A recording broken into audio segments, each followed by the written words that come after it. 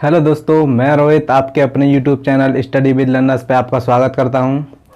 और हमने जहां तक पिछले विशेषण को कंप्लीट किया था और उसकी एक अच्छी सी ट्रिक भी बताई थी कि गुणा की गई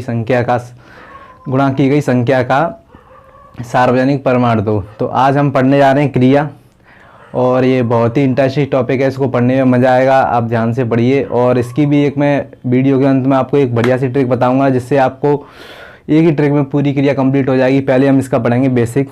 तो चलिए शुरू करते हैं। तो क्रिया, तो सबसे पहला हमारा क्वेश्चन यही होता है कि क्रिया हिंदी में क्यों आई।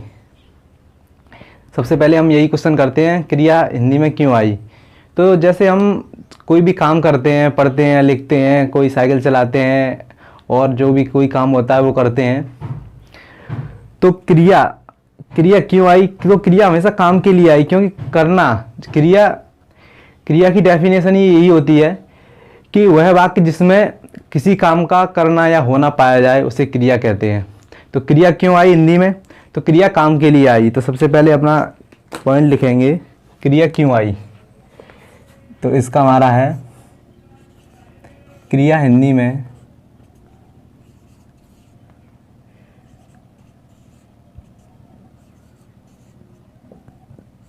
काम के लिए आई।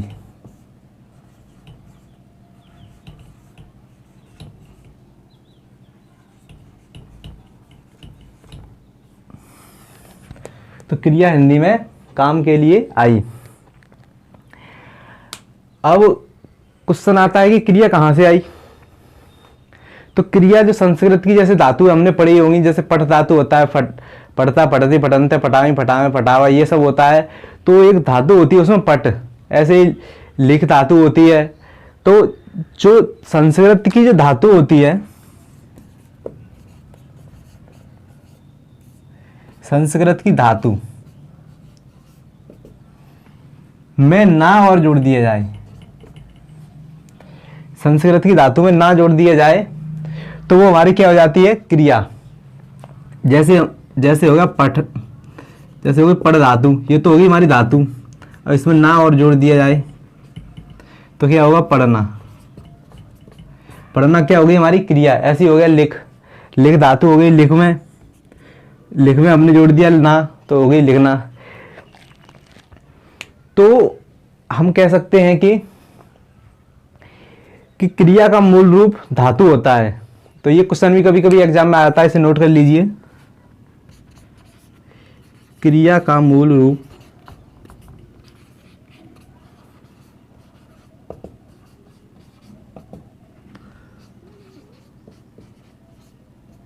धातु होता है।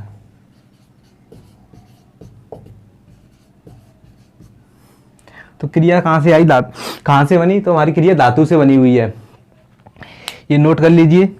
और क्रिया की डेफिनेशन होती है हमारी,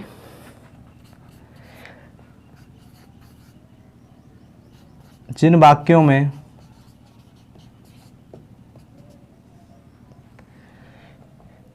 काम का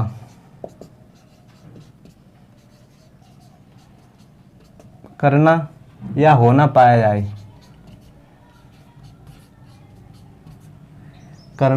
जिन वाक्यों में काम का करना या होना पाया जाए,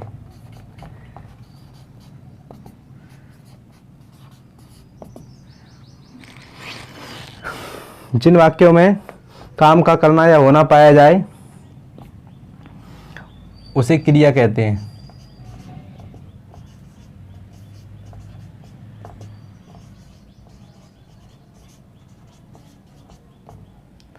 जिन वाक्यों में काम का करना या होना पाया जाता है उन्हें क्रिया कहते हैं।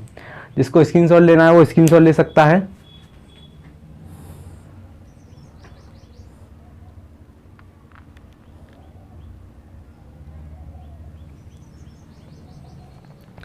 चलिए इससे आगे चलते हैं।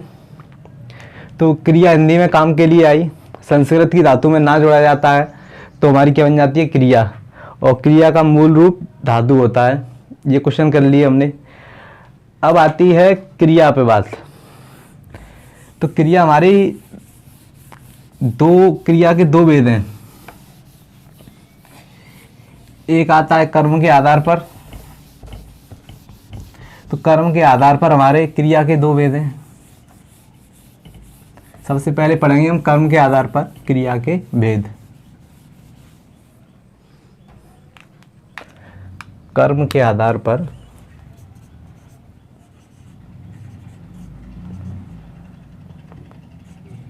कर्म के आधार पर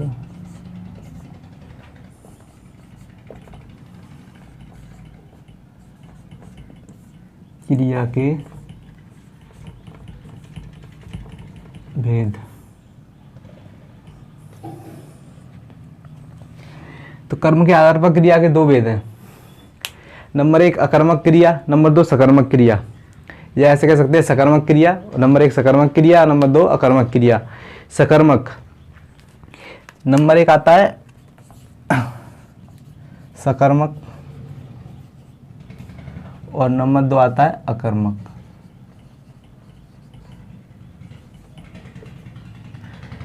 सकर्मक, सकर्मक यानी कर्म सहित, जी हो गया सकर्मक। समित हो जाए सहित, और अमित होता है बिना कर्म के, बिना।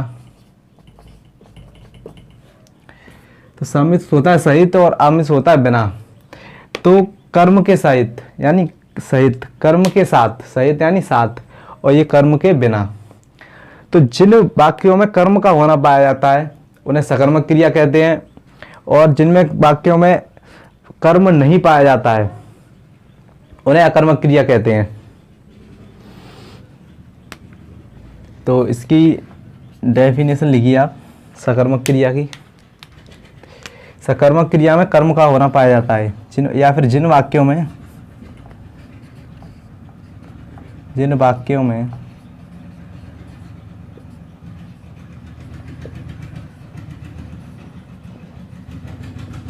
कर्म का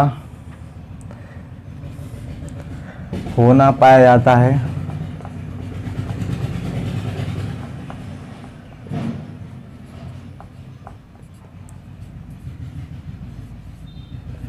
सकर्मक क्रिया कहते हैं। और इसकी डेफिनेशन होगी हमारी, जिन वाक्यों में कर्म का होना नहीं पाया जाता है या फिर जिन वाक्यों में कर्म नहीं पाया जाता है।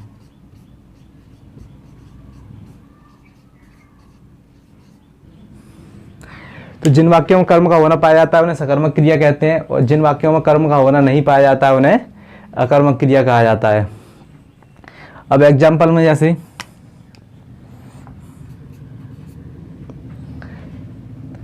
हो गया हमारा, जैसे राम घर जाता है।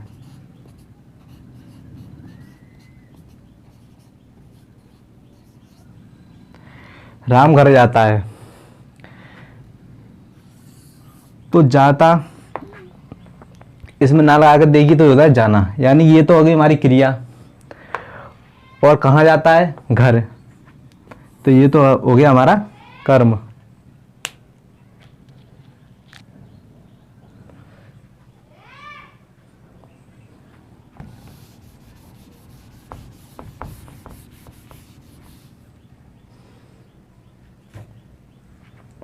तो जिन वाक्यों में कर्म का होना पाया जाता है उन्हें सकर्मक क्रिया कहते हैं।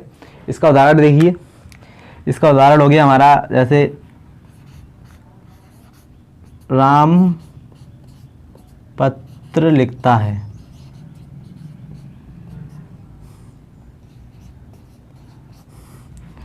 राम, तो लिखना तो हो गई क्रिया,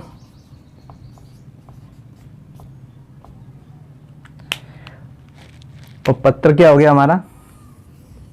कर्म, और राम हो गया हमारा कर्ता। राम कर्ता हो गया, कर्म हो गया पत्र, और लिखता होगी हमारी क्रिया। तो इसमें कर्म पाया जा रहा है तो ये होगी हमारी सकर्मक क्रिया। अब आता है अकर्मक। तो अकर्मक में आएगा हमारा, जैसे सीता सोती है।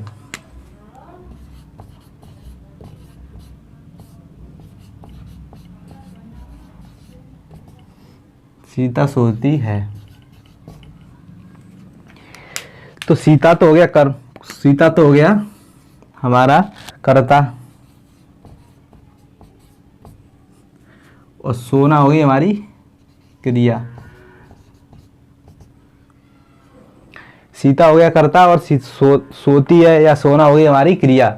इसमें कर्म नहीं है। जैसे हम पूछेंगे सीता सोती है तो क्या सोती है? सोती है तो सोती है। जैसे सीता हंसती है तो हंसती है तो हंसती है, उसमें कोई कर्म नहीं है। और जैसे राम पत्र लिखता है, वह घर जाता है, और वह पढ़ता है, वह लिखता है या कोई काम करता है, तो उसमें सब में कर्म पाया जाता है। तो ये हो गई हमारी सकर्मक का उदाहरण, और ये हो गया हमारा अकर्मक का उदाहरण। लेकिन ऐसे क्वेश्चन पहले आया करते थे एग्जाम में, लेकिन ऐसे इजी क्वेश्चन अब नहीं आते हैं। तो इसका थोड़ा एडवांस भी चलते हैं। इसको स्क्रीनशॉट लेना हो स्क्रीनशॉट ले सकता है।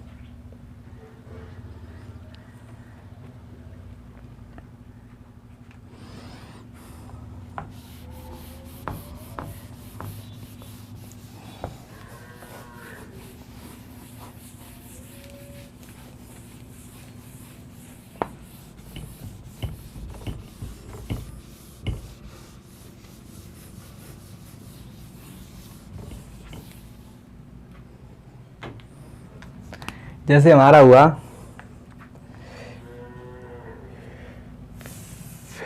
जैसे सचिन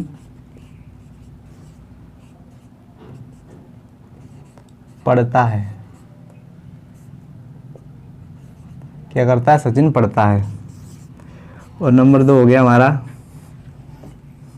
राधा नाचती है।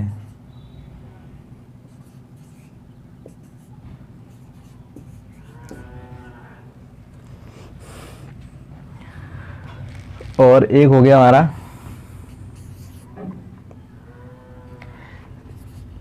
श्याम खाना खाकर सो गया।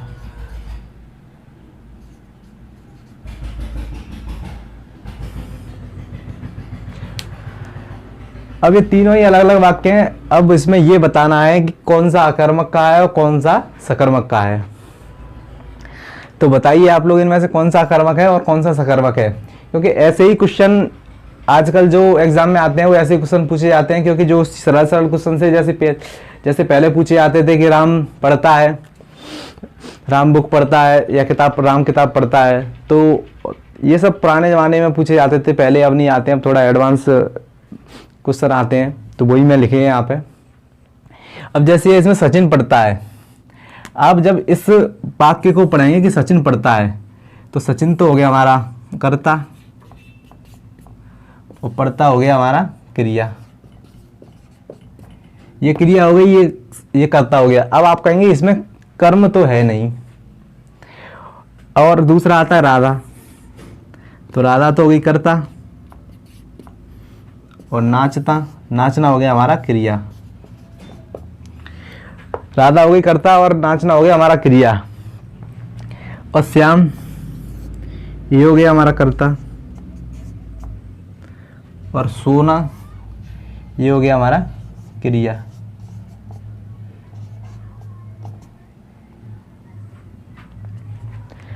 और खाना खाकर ये जो अन्य में आ गया हमारा, ठीक है, ये हो गया हमारा अन्य।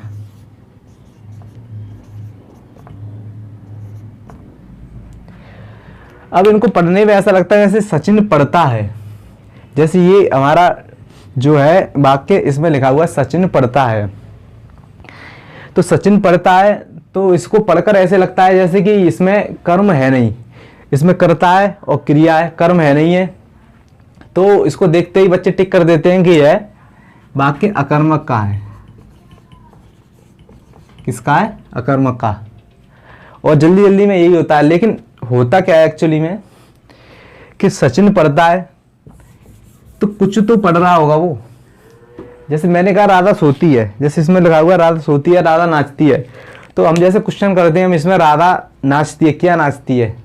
नाचना तो नाचना है, एक स्वाभाविक क्रिया है। उसमें कोई कर्म नहीं होता है, कैसे भी आप लगा नहीं सकते उसमें कर्म को, क्योंकि नाचना एक अपने आप में ही कर्म है। तो राधा नाचती है, इसमें कर्म कभी नहीं आएगा। श्याम रोता है, इसमें कर्म कभी नहीं आएगा। वह हंसता है, इसमें कर्म कभी नहीं आएगा। लेकिन जब इसमें आप क्वेश्चन करेंगे कि सचिन पढ़ता है तो क्या पढ़ता है, कुछ तो पढ़ रहा होगा, अखबार पढ़ रहा होगा, किताब पढ़ रहा होगा, न्यूज़पेपर, मतलब जो कुछ भी पढ़ रहा होगा, कुछ तो पढ़ रहा होगा, यानी कर्म कर रहा होगा उसमें, तो कर्म तो है इसमें। तो ये क्या हुआ हमारा सकर्मक का वाक्य।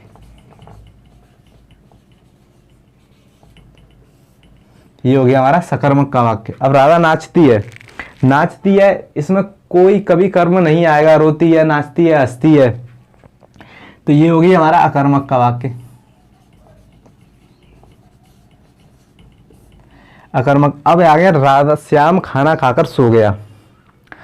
तो अब इस वाक्य को पढ़ते हैं तो हमें ऐसा लगता है श्याम सो गया और खाना खाकर, यानी कि इसमें कर्म किया है, उसने खाना खाया है, एक कर्म किया है। अन्य में भी आता है, कर्म में भी आता है, ठीक है। तो श्याम खाना खाकर सो गया, यानी कि उसने कुछ ना कुछ कर्म किया है।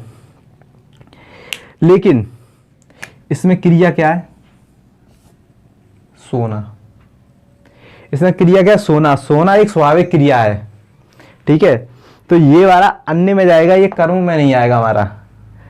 जब ये वाली क्रिया आ जाएगी स्वाभाविक क्रिया, तो ये हमारा अन्य में जाएगा, ये हमारा कर्म में नहीं आएगा। इसलिए ये भी हमारा किसका हो गया? अकर्मक का वाक्य।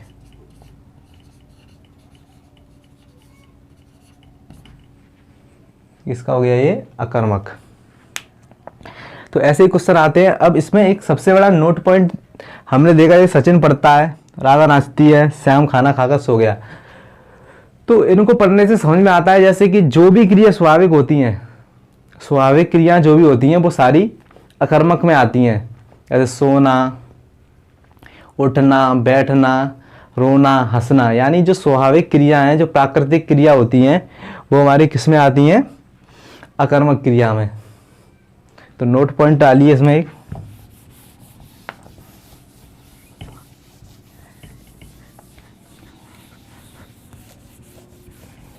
पहला नोट पॉइंट डालिए,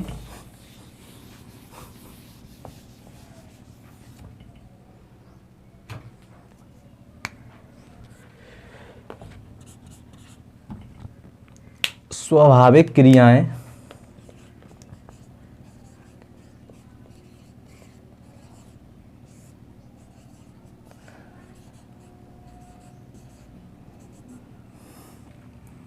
अकर्मक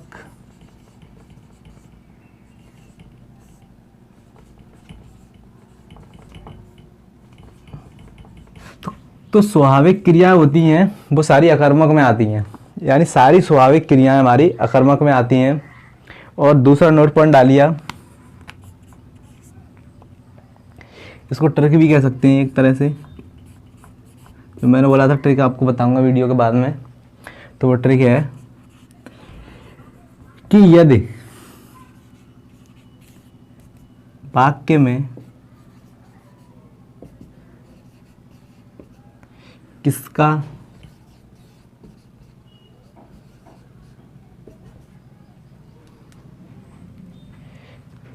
वाक्य में क्या या किसको, क्या या किसको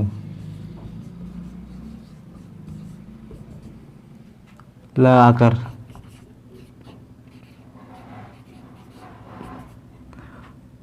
यदि उत्तर कर्म में आता है,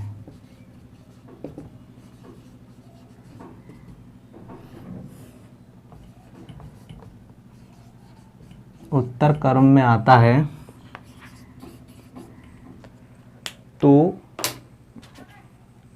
वह हमारी उत्तर कर्म में आता है तो वह सकर्मक क्रिया होगी।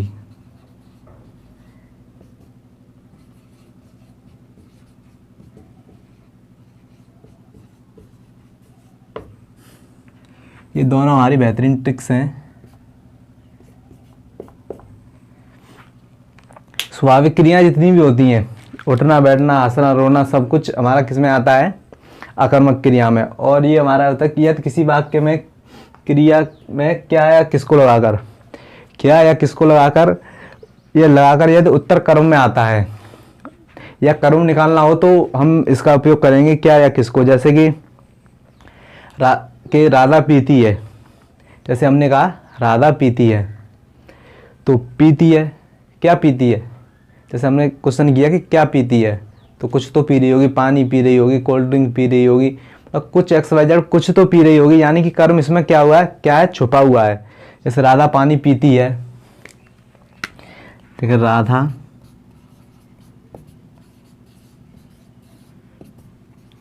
पीती है, तो क्या पीती है, जब हम इसमें क्या लगाएंगे तो क्या पीती है, कुछ ना कुछ तो पीती है, पानी पिएगी, कोल्ड ड्रिंक पिएगी, XYZ जो कुछ दवाई पिएगी, कुछ तो पिएगी। तो इसमें क्या है, कर्म है हमारा, क्या है, छिपा हुआ। इसमें क्या है, कर्म छिपा हुआ।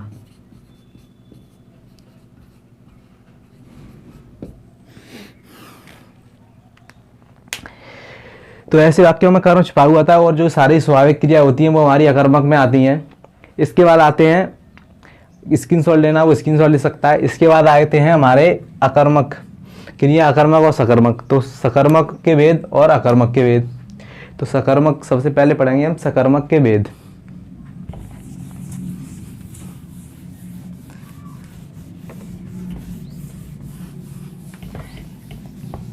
तो सकर्मक क्रिया के दो वेद होते हैं। नंबर एक कर्मक और द्विकर्मक।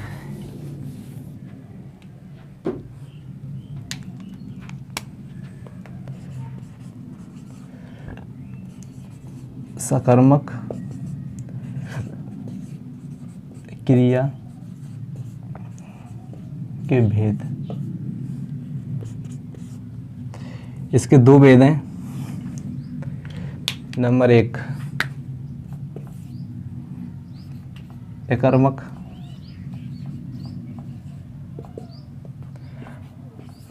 और दूसरा है द्विकर्मक।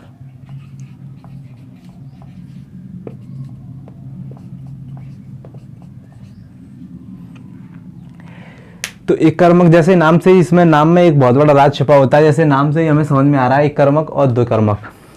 तो जिसमें एक कर्म पाया जाता है वो एक कर्मक होती है, और जिसमें दो कर्म पाए जाते हैं उसमें द्विकर्मक होती है। द्विकर्मक में केवल एक चीज इंपॉर्टेंट है जो याद रखने वाली होती है कि इसमें जो दो कर्म होते हैं, एक प्रधान कर्म होता है, एक गौर कर्म होता है। गौर का मतलब होता है जो निष्क्रिय होता है, जिसका मतलब कोई लगभग थोड़ा सा ऐसा कह सकते हैं जैसे कि निष्क्रिय, मतलब कि बहुत ही अगर उसको यूज ना करो तो भी काम चल जाएगा। लेकिन द्विकर्मक है इसलिए उसमें यूज करना पड़ता है।